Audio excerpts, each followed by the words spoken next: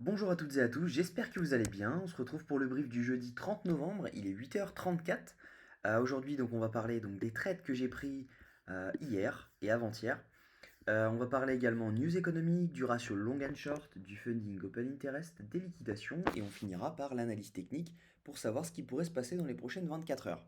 Avant ça, je vais vous demander de liker, commenter et vous abonner.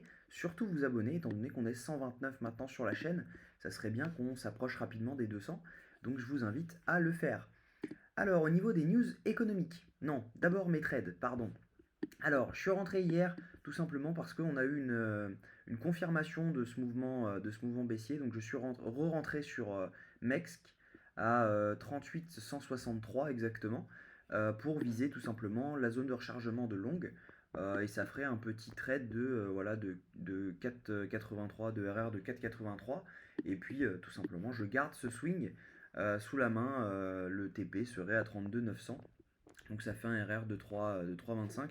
Il y avait 1%, non 0,5% de risque sur celui-ci et 1,5% de risque sur le swing. Donc voilà pour le moment.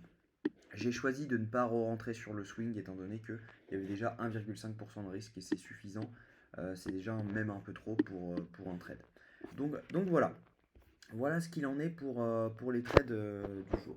Je vais supprimer ça, comme ça sera plus clean pour après, pour l'analyse technique.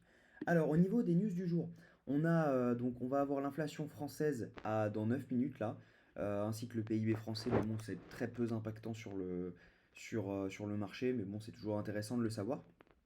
Au niveau, on va avoir également l'inflation européenne à 11 heures. Donc ça va être impactant pour l'euro-dollar.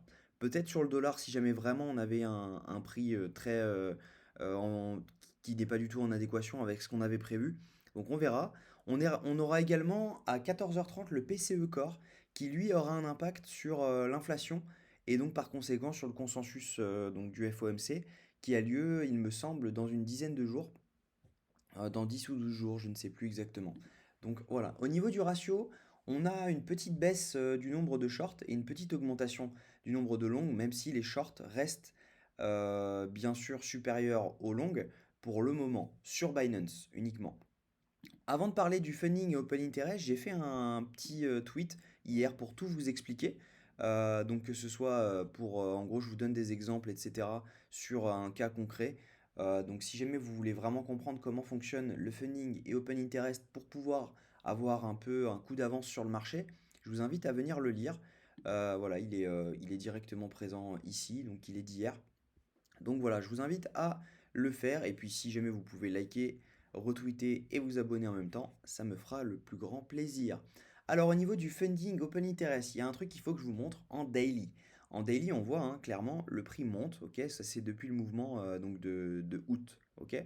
Le prix monte, le funding monte de folie et l'open interest monte de folie. Donc qu'est-ce que ça veut dire? Ça veut tout simplement dire qu'on a énormément de liquidations qui sont présentes.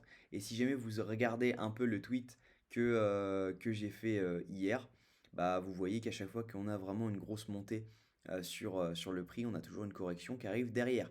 Donc ça, c'est intéressant de le savoir et de l'avoir bien en tête pour la suite, étant donné qu'à un moment, on va retracer, et ça, il faut bien l'avoir en tête. Là, donc, sur le mouvement actuel, là, on est en 5 minutes, on voit qu'il y a le funding qui monte, l'open interest qui monte, donc les gens sont en train de long, en revanche, ils ne sont pas en train d'acheter en spot, étant donné qu'on voit le CVD spot descendre.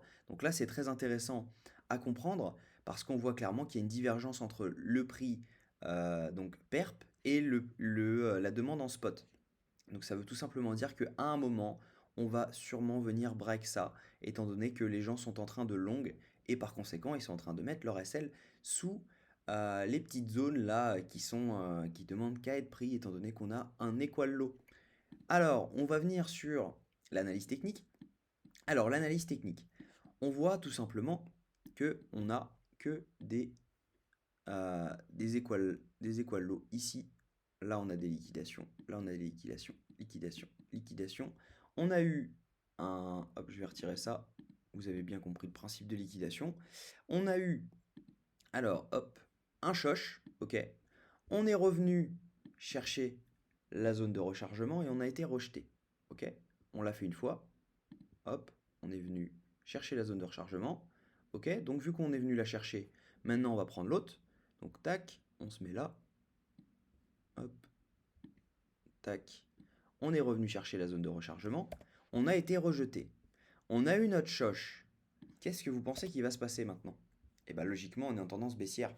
Étant donné qu'on a eu cassure et validation donc, de ce choche, théoriquement, on est censé venir tout simplement maintenant faire des plus bas sur plus bas sur plus bas sur plus bas jusqu'à ce que on voit un choche, qu'on retrace zone de rechargement et qu'on reparte. Tout simplement, jusqu'à ce que on ne voit pas ça, on est en tendance baissière court terme. Donc là, c'est très très intéressant de le savoir, étant donné que on avait un plus haut qui était à 410, on est venu liquider un tout petit peu. Sur les perps, on est vraiment venu, hein. Je vais vous en montrer un, par exemple, le perp de tac tac tac tac, où est-ce qu'il est? Ça doit être le perp de Bybit. Voilà, on est venu vraiment liquider au-dessus, hein. On voit, hein, on a fait une mèche de 200 dollars au-dessus. Donc sur les perps, on a liquidé. Il faut vraiment l'avoir en tête. Là, c'est le spot. Donc c'est pour ça que la mèche a été moins violente. Tout simplement. Hop, je reviens par là. Donc voilà, on a liquidé donc, sur les perps.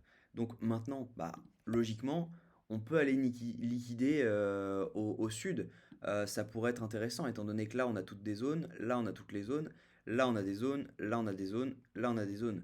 Les liquidations, elles vont bien nous le montrer. On le voit, hein, si jamais je vais recharger ça, étant donné que, hop, je ne l'ai pas chargé aujourd'hui. Alors, hop.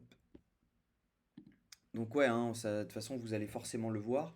On était juste venu rechercher ce FVG là, mais sans revenir dans la zone de rechargement.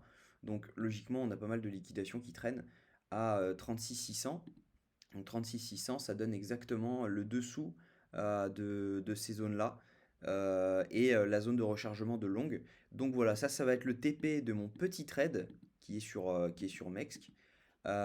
Et puis ensuite, hein, si jamais on dézoome un peu sur les liquidations, qu'on se met par exemple en un mois, et ben il me semble qu'on a des belles liquidations qui vont être autour des 32-34, euh, si ça veut bien charger. Voilà, au 33 800, on a des belles liquidations. Vraiment, à un moment, il va falloir y aller. Seulement, il faut aussi se dire une chose, c'est que là, on a un canal haussier. Hop, on a vraiment un canal haussier et que si jamais on le break, ben, il y a tellement de liquidations dessous. Ça commence ici, hein, les liquidations. Là, là, là. Là, on n'a que des équal low. Ça va être violent quand on va passer. Équal low. Là, on était revenu chercher le FVG. Mais il y en a forcément là-dessous. Là, il y en a. Équal low ici. Hop. Là, on en a. Là, on en a. Là, on en a. À chaque fois, c'est en gros, c'est des zones. Donc si jamais on liquide ça, ça peut directement nous emmener ici. Ensuite, on peut directement venir chercher celle-là, celle-là. Et en fait, ça peut aller très très vite. On peut faire une mèche comme ça parce qu'il y en a sur tout le chemin. Donc ça peut tellement aller vite parce que il faut aussi pas oublier qu'il n'y a pas que les liquidations qui vont faire qu'on va dump. Il y a aussi la panique sur les marchés en mode ah ça y est, on retourne à 25K, etc. Moi, je pense qu'on va rebondir dans cette zone-là entre les 32 et les 34, étant donné que si jamais on se met sur 3 mois, on a un creux dans la liquidité et on a un creux dans le volume profile. Donc logiquement, on devrait rebondir ou range dans cette zone. Donc le risque n'est pas énorme normalement sur le fait de poser un long là-dedans. Il faudrait juste poser en gros son SL là où il n'y a personne, quoi. Et comme ça, on est sûr que ça viendra pas nous chercher, on n'est jamais sûr, mais ça devrait pas venir nous chercher étant donné qu'il n'y a pas beaucoup de liquidation. Elle s'arrête vraiment autour des 33, etc. Et après, elle redémarre à 27, 26. Donc voilà, le plan pour moi, c'est premièrement dump à donc 36 600.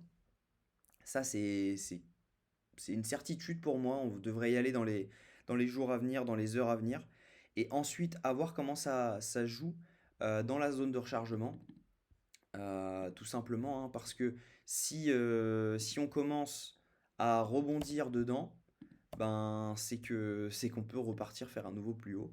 Si jamais on commence à voir ça, un truc comme ça, hop, hop, là, cassure, ok, reteste donc en zone de rechargement, ok, et ensuite ça repart, là ça pourrait venir break tout ça et on pourrait venir aller chercher les 40K. Donc c'est pour ça que je TP mon premier trade ici et c'est celui-ci qui va payer le stop loss du swing. Et en gros, le but, c'est que le trade ne me coûte rien. Parce que ici, je suis quasi sûr qu'on y aille. Ici, je suis moins sûr. Donc le but, ça va être soit, il faudrait que je me décide à ce moment-là, si jamais je TP le swing ou pas. Si jamais c'est flagrant, je le ferai manuellement directement. Il y aura pas de TP. Mais voilà, donc le plan, c'est soit on fait ça, soit tout simplement, on continue la descente.